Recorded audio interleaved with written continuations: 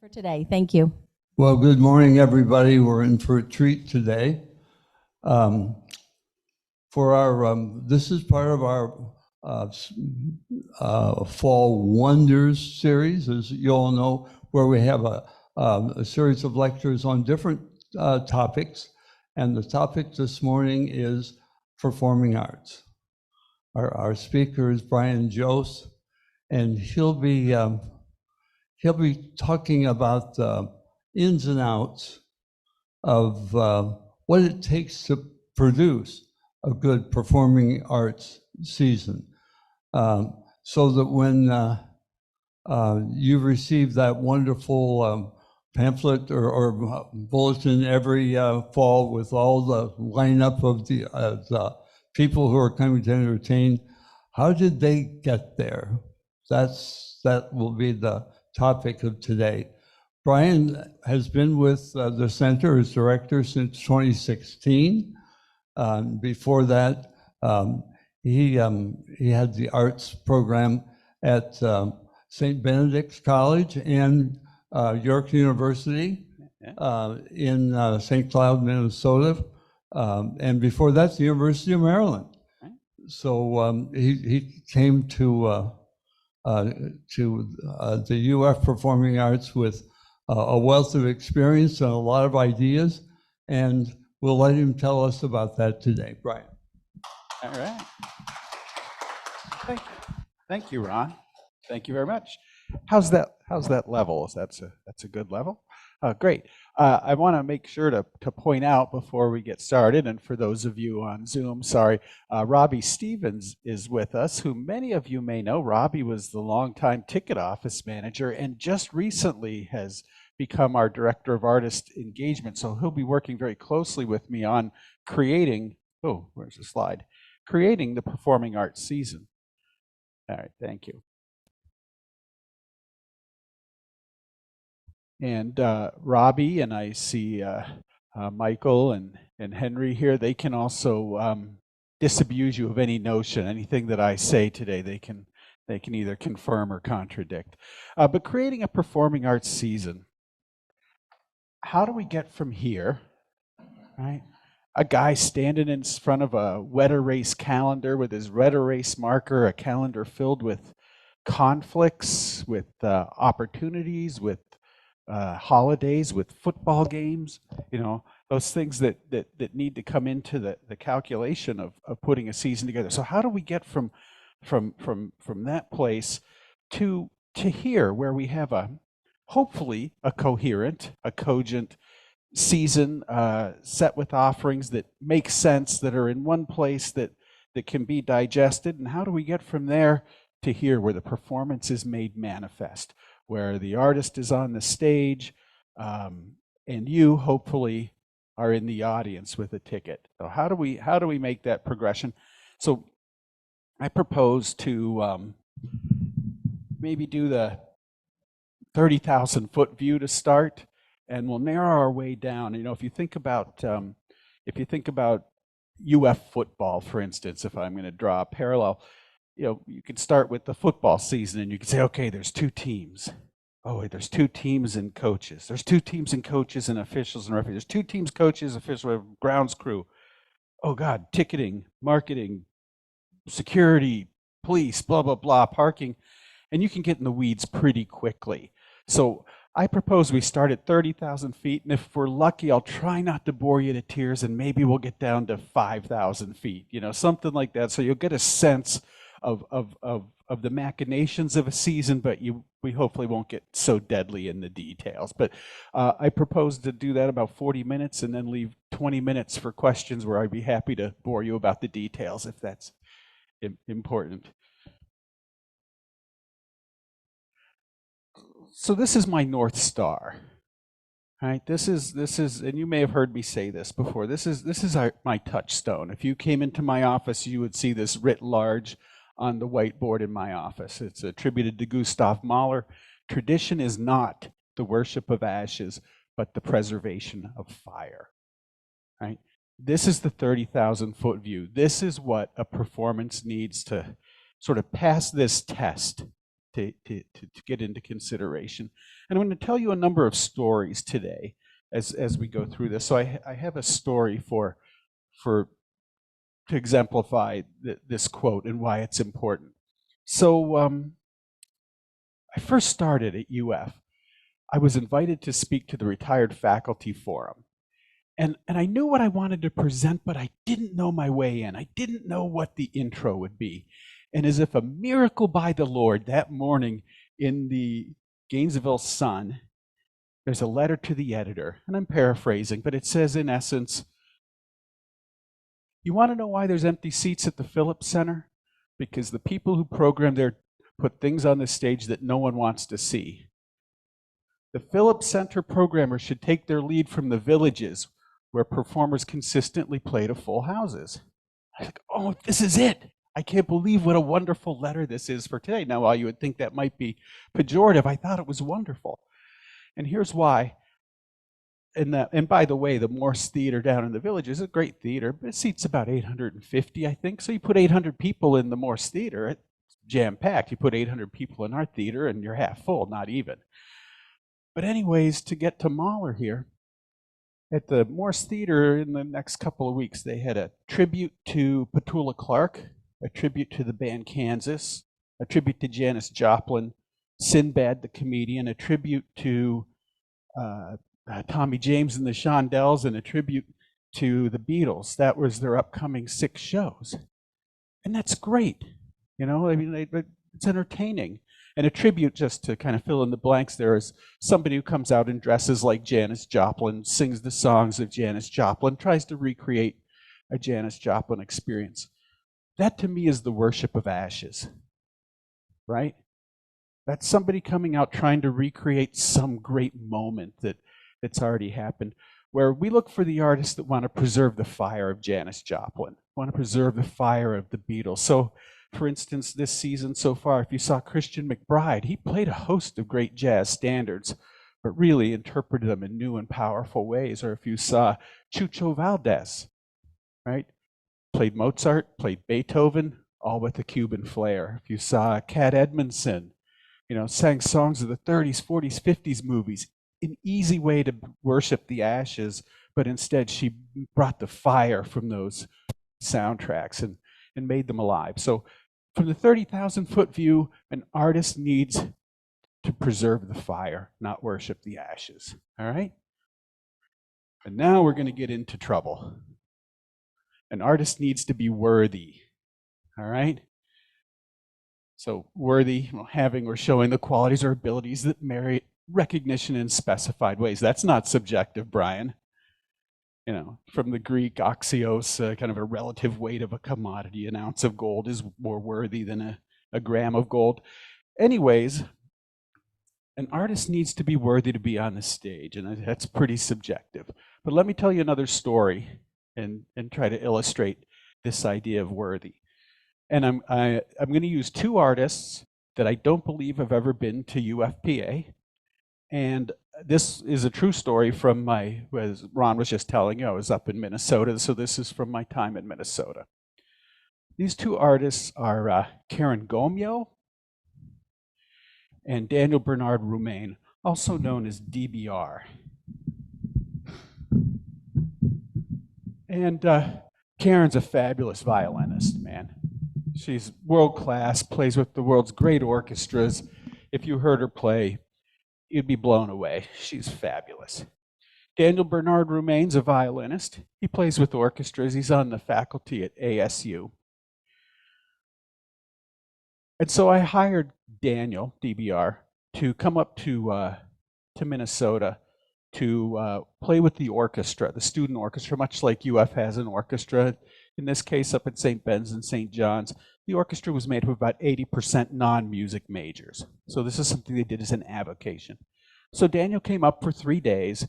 He played some traditional rep plus his symphony for the dance floor that he wrote. So sort of a hip-hop inspired classical piece of music.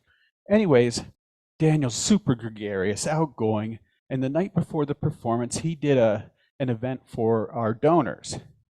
And Daniel's working his way through the crowd, playing all the donors in and out, and the head of the department of music, who I was a dear friend, turned to me and said, "Brian, I know 20 violinists better than this guy." I said, I know. Wait till tomorrow night and let's have the same conversation, Ed." He said, okay.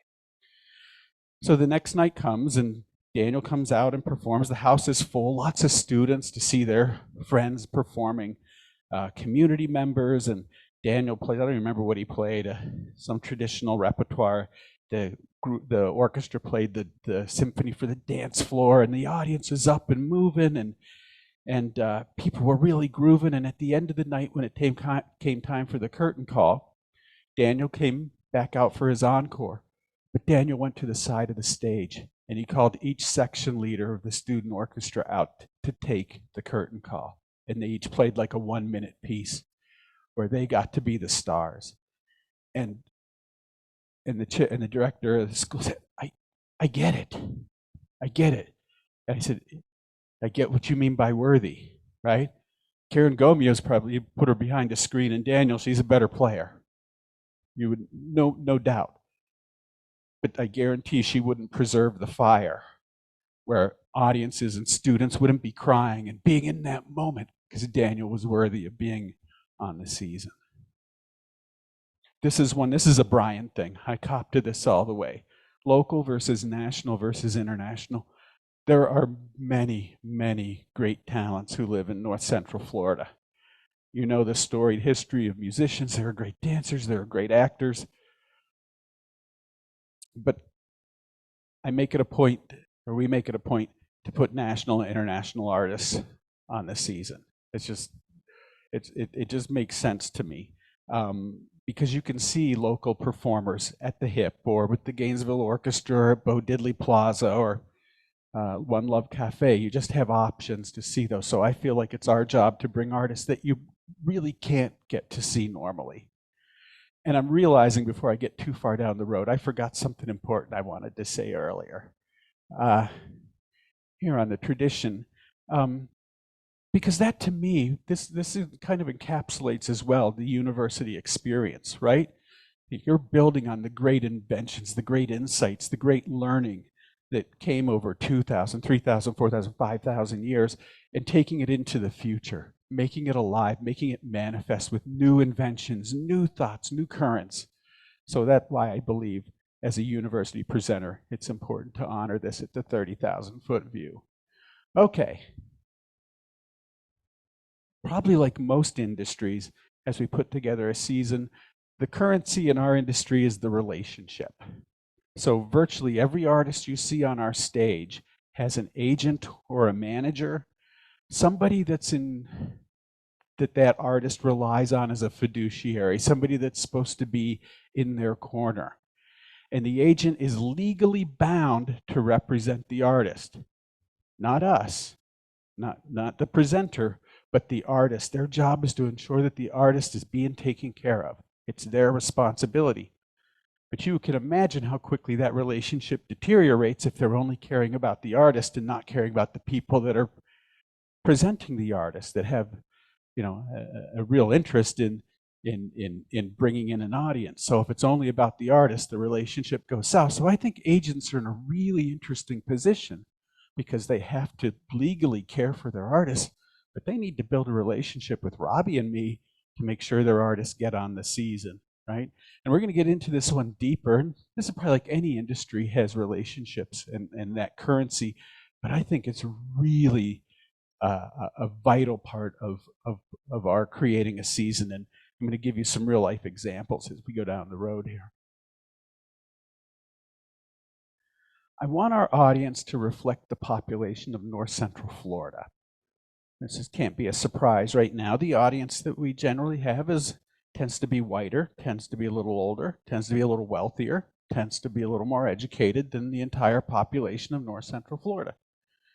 I hope that by the time I retire or get kicked out, that I can have the high five moment and say, we've changed the audience so that the audience reflects the population in North Central Florida.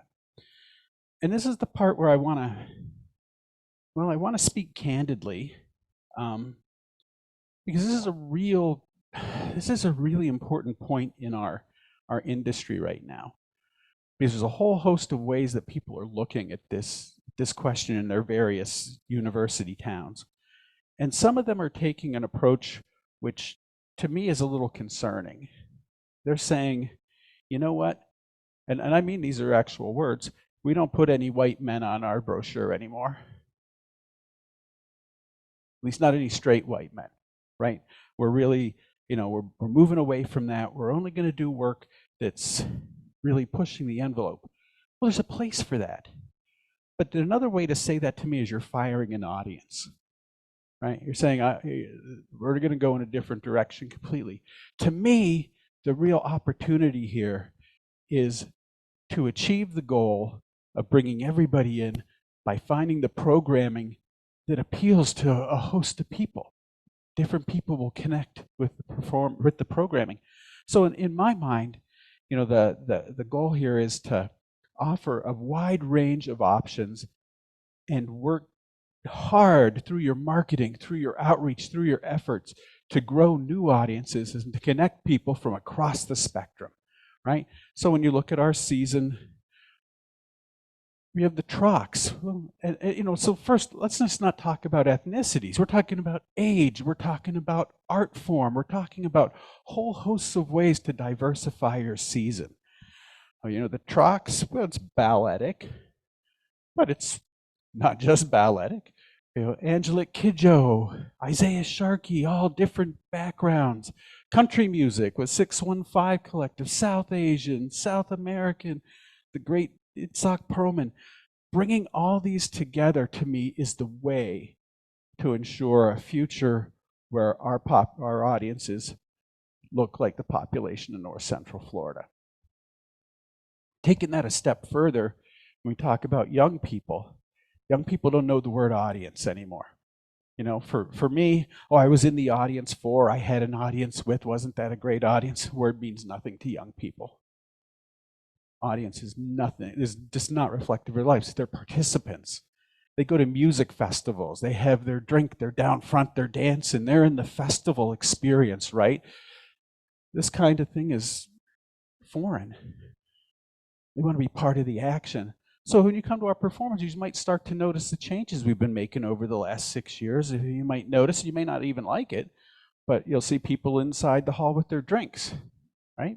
Because it's sort of part of the experience. It's part of being a participant. You come to Upstage, hopefully you feel like a participant. You're right there with the performer. There's food, there's drink, there's action. It's all happening. You're less of a passive audience member and more of a participant in the experience. So that's another change that you see, I hope. So, I talked about starting 30,000 feet. We've probably gone to 28,000. Maybe we're down to 20,000 feet now. Well, let's take some real life examples. And you'll see throughout this, I'm going to use the word versus a lot because I think there's some great opposition in what we do and in our learning. So Steep Canyon Rangers versus Mean Girls. Steep Canyon Rangers and Mean Girls are both the first week in November. Steep Canyon Rangers, I think, is the 6th. Mean Girls is the 8th. They're both on the main stage. They're both national touring artists. They're both big names in their respective arenas. There's a whole lot of reasons why they're similar. There's a whole lot of reasons why they're different. So Steep Canyon Rangers will come in on the 6th. They'll drive in a minivan, probably from Jacksonville. There'll be 7 of them, I think, that'll come in. Mean Girls will come in on 2 buses and 5 trucks. They'll get there at 8 a.m. and 70 people will help unload that and put it on the stage, and the performance will happen, and 70 people will help load it back into trucks, and they'll drive away at 1:30 in the morning, right? So different kinds of experiences, even though they're 2 days apart in the same week. So, let's keep narrowing down and take these 2 as an example. Because I think this is part of what you want to know. How do the finances work? How does this work to put together a season? Well, a flat fee versus a settlement show. I'm going to give you enough numbers that they're not perfect numbers, but they'll hopefully make sense. Steep Canyon Rangers is what's called a flat fee show. Pretty much what it sounds like. We're going to give you $15,000 to perform at the Phillips Center on November 6th. You're going to get in at 3 p.m. You're going to do a sound check. You're going to do two 45-minute halves sandwiched around a 20-minute intermission. And the next day, we're going to have you do these education and outreach experiences. And Brian's going to give you a check, or Robbie is, right before you walk on stage. We're going to hand you a check for $15,000. Right? Make sense? Settlement show is a whole different beast. So about 85% of our shows are flat fee. We come to an agreement. Settlement shows, which are all the Broadway shows, are a whole different kind of thing. Now, we don't work in cash as much as we used to. I'm not making this up. In the older days, and that's not that long ago, I've seen the gun come out.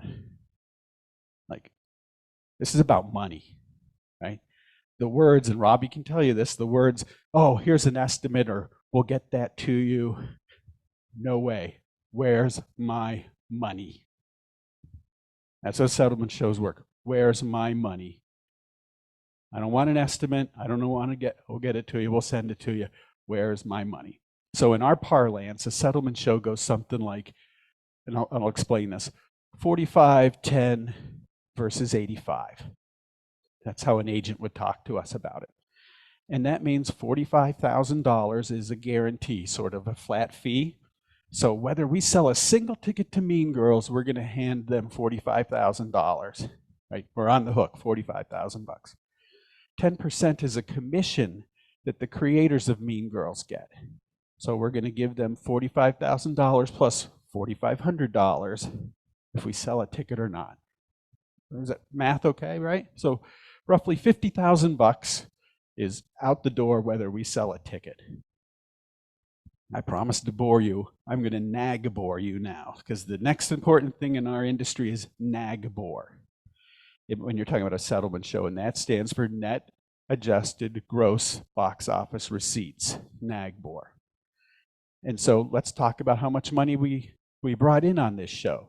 So we sold, let's say 1,500 tickets is roughly the size of the Phillips Center. And let's say we averaged $65 a ticket. So that means some people paid roughly $105 and the students paid $20. So we're mid-60s for a ticket. 1,500 times mid-60s gives us about $100,000 in revenue, right? So we got $100,000 that have come in through credit card sales and ticket sales. And remember, we've shipped $50,000 away before the first note's played, right? We're guaranteeing that, so there's $50,000 left. Well, now we get to NAGBOR. What did it cost us? What are the net adjusted gross box office? What did it cost us to put on the show? Remember, I told you we had 70 people helping to load it in? We have to do marketing. There's ticket office costs, all those things. For round numbers, let's say it cost us $25,000 to do all of that, the labor, the marketing, and everything, which leaves how much? $25,000 in profit, if you will, okay? That's where the versus 85 comes in. The way the industry works is the Broadway folks get 85% of what's left, and we get 15%. So the Broadway folks are going to walk out of there with $21,000, and UFPA is going to get $4,000 at the end of the night. And you say, well, that's a jip. Not really in some ways. I mean, this is, I'm going to let you in on some of the dark secrets here. We lose money on every show, right? That's why affiliates are so important, right? The giving helps to bridge that gap.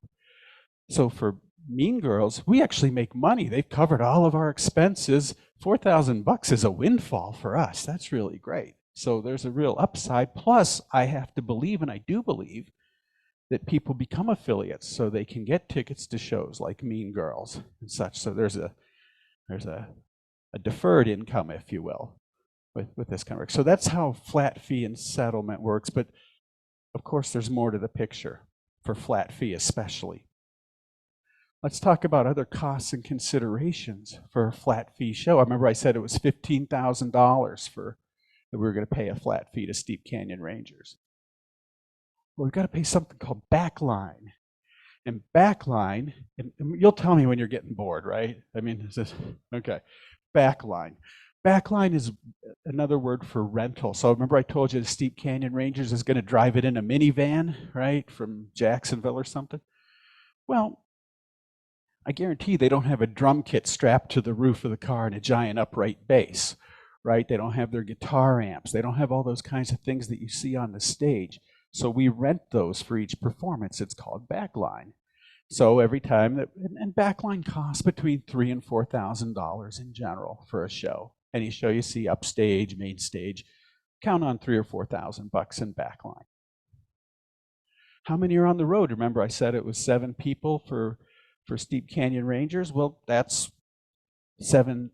As part of the deal, you always pay for hotel. So that's 7 people at the Hilton. Call it 150 person. You're roughly in for $1,000 to house Steep Canyon Rangers. Remember, I said they were going to do education and outreach the next day. If they're doing education and outreach the next day, what are they not doing? They're not playing, they're not touring. They're not playing in Orlando or Tampa or whatever it is. So there's a lost opportunity cost for Steep Canyon Rangers that we have to compensate them for. So put it another, you don't have to pay them the full fee of $15,000, but you're taking them off the road. So you have to make it worth their while. Let's say $7,000. Hospitality, you have to feed them, right? Artists, and I could get into we could do a whole other lecture on this, but artists are not a commodity, right? When we bring artists in, we treat them like guests, right? We don't treat them like, get out there and do your show and get off their stage. We got work to do, right? We really bring them in and treat them with a lot of love and respect. Some of you have been to my house when we have the artists over. We try to create an environment of caring. Labor, I won't belabor this point. We talked about labor already. Marketing, we have to spend money to get people. Remember I talked about we want the audience to reflect North Central Florida? Well, if we don't get people on board with what we're doing through our marketing, how would they know to come? And day of the week surprisingly makes a difference, or maybe it's unsurprising. It's cheaper to bring an artist on a Monday as far as their fee is concerned versus a Friday or Saturday. So you're going to pay a premium for a Friday or Saturday night. Again, we could have a whole other conversation on why that's important. So again, now look at this. So, when we talk about this number, what, 3,000, 1,000, you get up to about another $15,000 here. So remember we said 15,000 for the flat fee, add another 15,000. So you're in for $30,000 to make that Steep Canyon Rangers show. If we average $35 a ticket and we sell 800 tickets, there's $28,000. We lost money, right? And none of this is about me playing the little violin here. I just want you to know how it works, right? And now think of that's Steep Canyon Rangers. Think about a dance company with 24 on the road. And they need 3 nights here because they have to tech the show and all that. So you're talking about huge expenses when you get into bigger companies. I just happened to use Mean Girls and Steep Canyon Rangers because they were in the same week. How am I doing for time? Okay. Too bad. I'm keep going. Yeah, great. All right. Again, no little violin here. Robbie and I play travel agent. So just grab a performer coming up this year, Alfredo Rodriguez Trio, someone that I think is going to be great. We don't just call up their agent and say, hey, we want Alfredo Rodriguez Trio here. What day can you give it to us, right? The agent said, because it has to make sense for the artist, the agent says, well, he's touring in this period, and I have been in a conversation with someone down in Tampa, but we need you to help us find another date. So Robbie and I have to play travel agent and use, the old Rolodex idea and contact people and say, hey, we want to bring Alfredo Rodriguez. We're looking at these dates. Can you use them? Is that of interest to you? So we play travel agent with a lot of our artists, trying to make that tour work so that we can have it on our stage. So that leads into routing versus a run out. You could imagine we'll use Steep Canyon Rangers again as our example. You could imagine that an artist group like that, 7 people on the road in a minivan, want to go from DC to Richmond to Charlotte to Columbia to Atlanta to Gainesville to Tampa to Orlando to, man, you got 10 days in a row. That is like the holy grail of touring, right? If you got 10 days, in 12 days, you can leave home, hit 10 shows, and come back home with a pocket full of money, right? Christmas is going to be great this year, right? I mean, that is amazing for an artist. They'll travel maybe up to 6 hours in a day. So if you could put together 10 shows like that the longest day in the whole run was 6-hour drive, oh my God, that would be the holy grail of touring. A run out, as you might expect, is somebody coming in for just one show. If we take Steep Canyon Rangers, that wouldn't make any sense to fly 7 people into Gainesville for a show and fly them back out. The cost, it just wouldn't make any sense. It already is, it's already a difficult financial proposition. Now add in a whole bunch more airfare. It doesn't make any sense. So runouts make sense for someone like Joshua Kane, who maybe you saw 1 or 2 weeks ago, where Joshua came in, no props, single guy, fly in, fly out. Runouts are fine, but runouts are really pricey in our industry. So that's why Robbie and I have to play travel agent, so that we do get that tour together. So A, that it happens, and B, the more people that are in on it, the fees come down. It's called block booking. So if the agent can get 10 gigs in 10 days, man, we're all making out. The cost comes way down. There's a huge economy of scale. So Robbie and I, all the people that work at UFPA, in general, we have 45, I shouldn't say performances, they should say performers or ensembles or artists, 45 a year, because, with Upstage, you get 2 performances. But 45 different events happen throughout the year.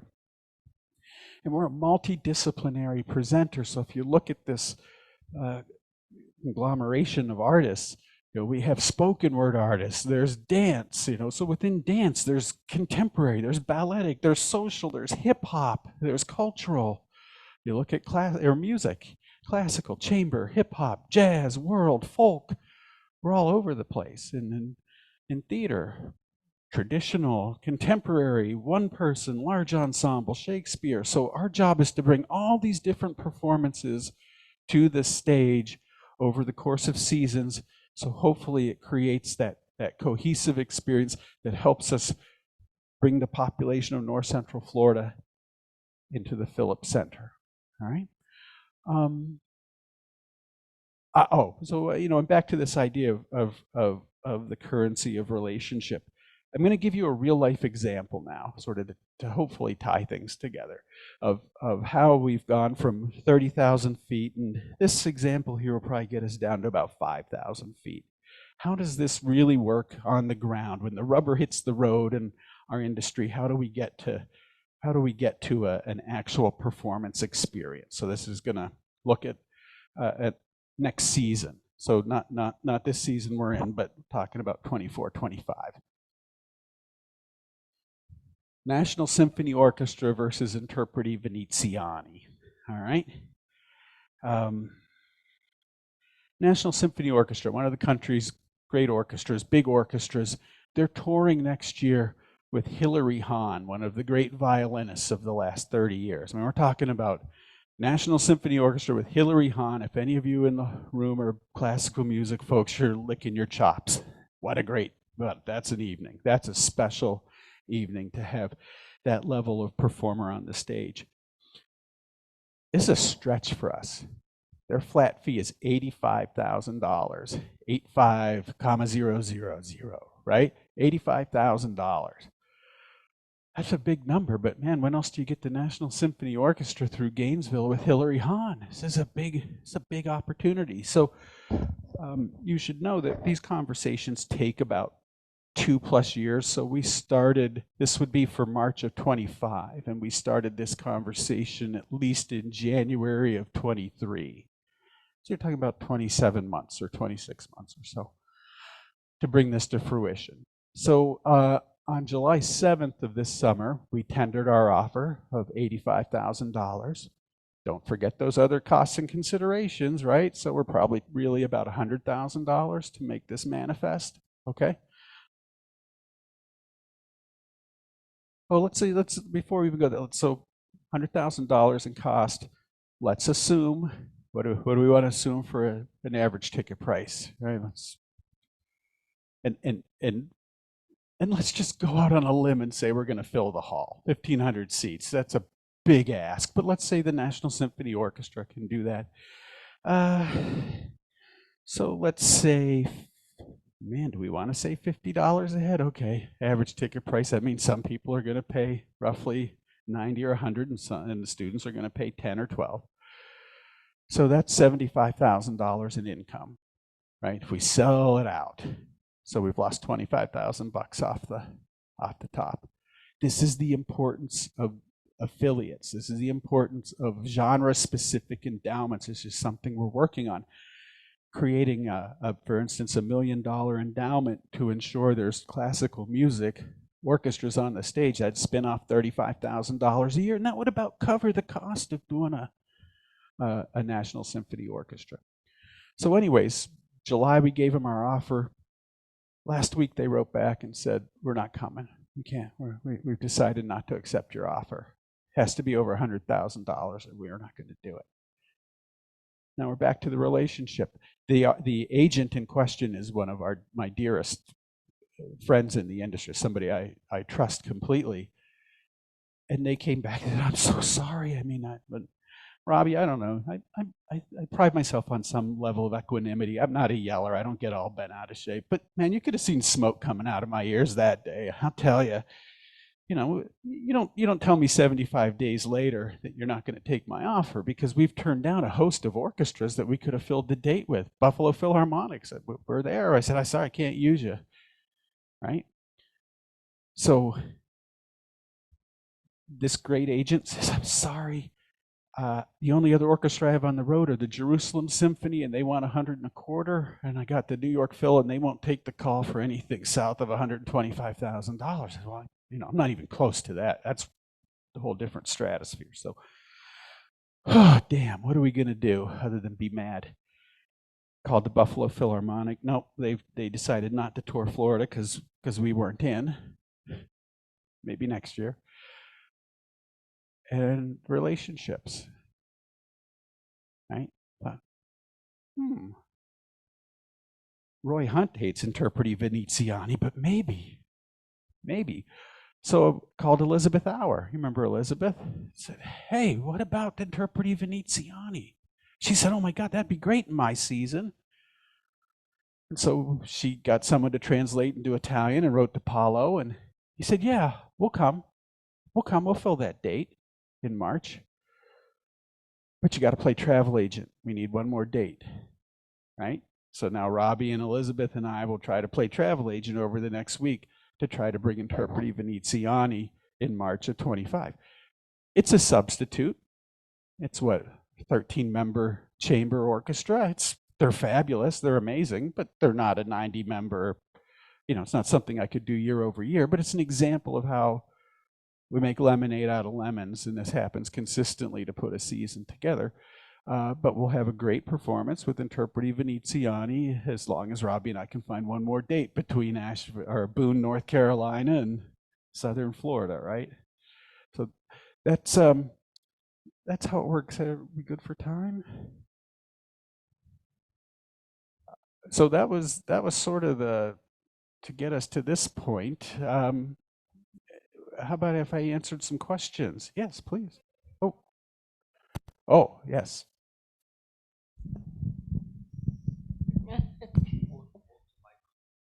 So that was terrific, Brian. I made it all up. Yeah.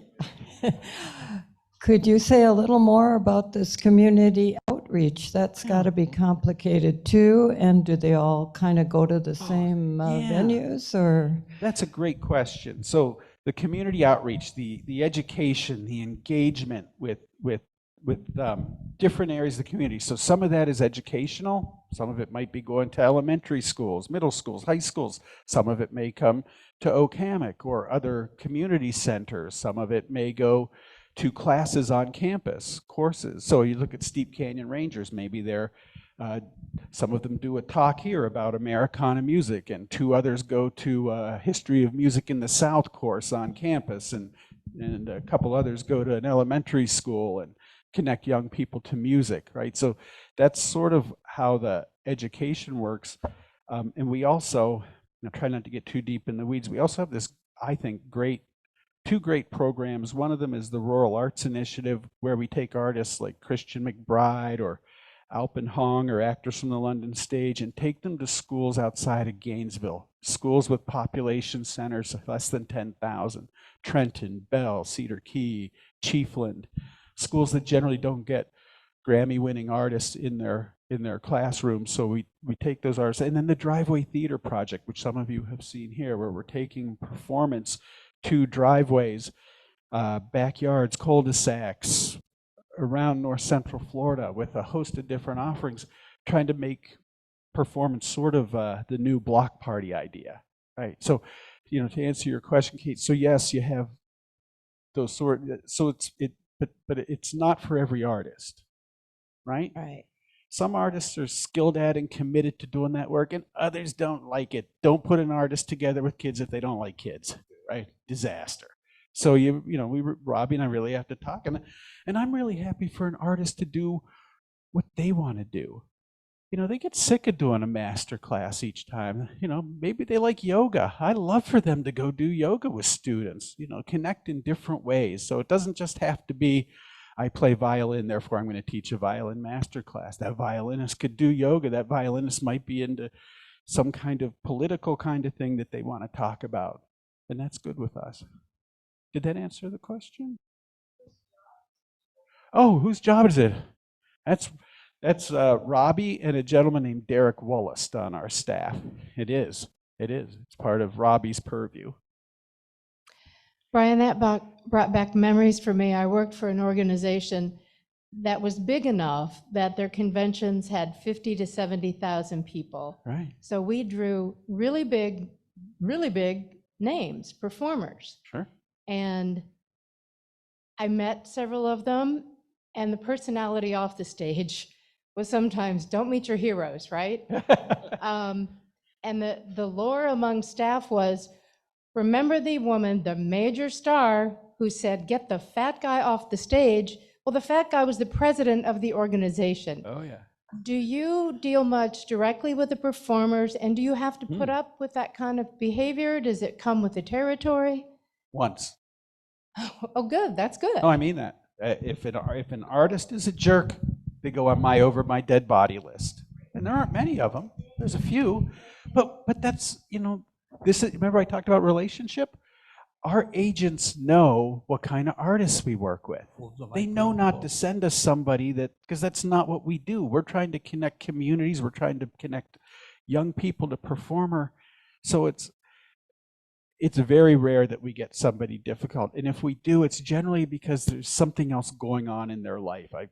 And I'll give an artist a second chance if it's the latter. There's something going on in their life. There's an artist coming up this year that went on my over my dead body list because their husband was a jerk. During the show, he just watched the Yankees game and kept time on the drums. Right? Okay, you're on the my dead body list. They got divorced, so I'll give you another chance. Right. I think Brian, I have a question, because I want to go back to when you were able to bring Stacy Kent here, because I've been a long-time fan of her. She's a jazz vocalist and fabulous. And Brian kept telling me, she's too expensive. We can't bring her. Then all of a sudden, we became apparently an add-on to that. Well, what I wondered is, does the artist ever come and not be a jerk, fall in love with coming to a place like this, and then they'll say to their agent, hey, that was so much fun, and I loved that they were adoring me and worshiping me, and decide to come another time for us? Yeah, absolutely. Does that sound level okay? I moved the mic. You can all hear me still? Roy Hunt connecting us with Interpreti Veneziani. That's why they'll come back. They're not coming back because it's a huge financial windfall for them. It's because they get treated so well, and they love the Gainesville audience, and they have a great relationship with Elizabeth, so they'll come back. Stacy Kent was an example of an artist that we couldn't normally afford, but we chose the right day of the week when they had what's called a fill date. Right? If they're going from Tampa to Atlanta and they've got an empty Wednesday night, they could sit in a hotel, or they could take some fee that we could pay and and make it work. So, but I know I'm missing part of that in there. But Christian McBride. Christian McBride doesn't come to North Central Florida and stay for 4 days and do rural outreach if he doesn't like us, right? You know, we didn't enough money. That's just one of those things that's a relationship bound connection that led to him doing the Rural Arts Initiative completely. No, well, Because he likes us. I just wanted to ask. And again, I'm sorry, and just because, remember I said we don't treat artists like commodities, right? We've talked quite a bit about outreach, Yes. and I think, and maybe you can just expand on this, because the Performing Arts Center is affiliated with the university, that's kind of part of your mission, isn't it? How do you view that when you talk to performers? Oh, Ron. Okay. So I'm going to give you a really long-winded answer to your straight-ahead question. So virtually every campus across the United States has somebody that does what Robbie and I and the others at UFPA do. Why? Because virtually every campus has an auditorium or auditoria that otherwise lay fallow, right? Other than the occasional speaker in a commencement ceremony, so we have this, we might as well do something with it. But I'd say 80-85% of those have nothing to do with the campus. They're barely funded by the university or the college with whom they're affiliated. It's really, you do your own thing, don't bother us, it's something nice we can say we do, but students don't come to it. It's not for students, it's completely for community. It's just not. We're one of the few that want to combine both, and it's a lot harder to do that, is to serve both the community and a campus. But to us, that's where the magic happens, right? To me, when we bring in Interprety or National Symphony Orchestra, whoever it is, and you get 400 students in there, there's something magical about that, right? So you really combine campus and community in that experience. So, having our artists go to classes and do that is part and parcel of why we exist. I'd like it to be stronger than it is now, if I'm being honest. About 21% of our tickets go to students, and I think 30% is about the right number for us to work toward. For the record, I would prefer to see and hear Interpreti Veneziani anytime to the National Symphony Orchestra. Duly noted. I think Michael had a question back there. When you're speaking about audience, Brian, it's interesting. Kathleen and I have noticed the different types of audiences over all the different types of performances. Now, could you comment about last night? How do you manage to get Nubantu? Because they were fantastic. Sure. So Nubuntu now. Ripple dissolve. We're going back 6 or 7 years now. There used to be a person in our industry who's since retired named Mark Balin, who, I had my issues with Mark, but I really trusted him. He always chose great artists. And I got this group, Nubuntu, who I'd like you to listen to. I'd like you to see. I think they're really special. They're coming from Zimbabwe. We need a host institution, to Henry's question. We need a host institution, someplace that's really welcoming, kind of a soft landing for artists. That's why when you see international artists, they come here first, right? Because they get a soft landing. They get to the US, they don't hit New York or DC and blah, but they come here and, this America's pretty good, right? So we started, but relationship bound. We started with Mark Balin saying you should see these folks. We did. We said, man, they're really great. We can make this work. We think it's worth a try. We think it will help us expand our audience and change the complexion in general of the audiences that come. So it made sense for us financially, and we took a flyer on it. And they came, they loved it, seemed the audience loved them, and so we brought them back this year to give it a try again and see if we grow the audience. I would say the results were mixed, if I'm speaking candidly. We didn't draw as many people this time as I had hoped. I thought we'd grow some, but it was okay. Right. It was okay. It was okay. Yes, Michael.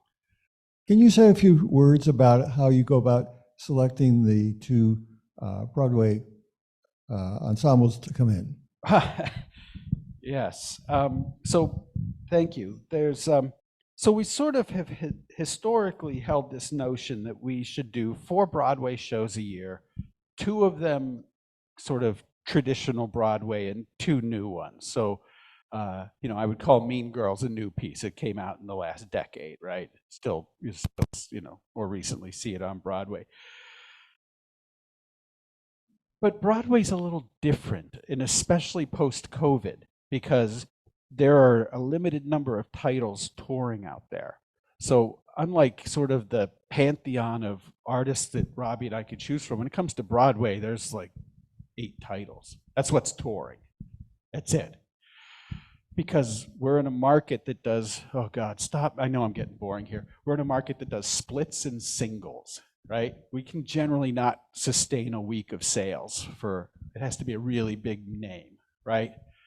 So we have to take what's out there that's willing to come in for a day and leave, or come in for 2 days and leave. And if you're, you know, like a jet airplane, where are your costs? Takeoff and landing, where you burn tons of fuel. Well, that's the cost in Broadway. Loading and unloading the trucks coming in, you know. I mean, if you could stay in the same place for 2 weeks, ka-ching, right? You're not, you're not having those labor costs. So it's a very limited universe of titles. And lately the titles have been a little less about the traditional and more contemporary work. So this year you have Mean Girls, Dear Evan Hansen, and On Your Feet, which are contemporary, and Jesus Christ Superstar, which still feels a little contemporary, but it's 50 years old. So that's sort of a classic. And so we try to choose 2 and 2, but that's just not how the Broadway universe is working right now. And, you know, I'm guessing a question that I can see welling up is, well, when's Hamilton coming? Right? Hamilton's one of those shows that's still playing on Broadway. It's still, you know, they want several weeks. Let's say they would even take 2 weeks. Well, they're going to want a big guarantee. Remember, we talked about guarantee, and that means that we're going to have to sell out 16 shows. They don't want us to fill the place 3/4. If it's not selling at 100%, we're not doing it, right? So Broadway's about making money. Let me disabuse you of any other notion, right? So, you know, Hamilton, we'd love to do it, but could we really sell 16 shows? 25,000 people and 10% of the population of this county would have to come? Maybe. Good. We got one. Something that I've been wondering about comes back to the Up Theater. Now, it seems to me, I may be wrong on this, but it seems to me that sort of was an outgrowth of coming back from COVID. But how did you come to the Up concept?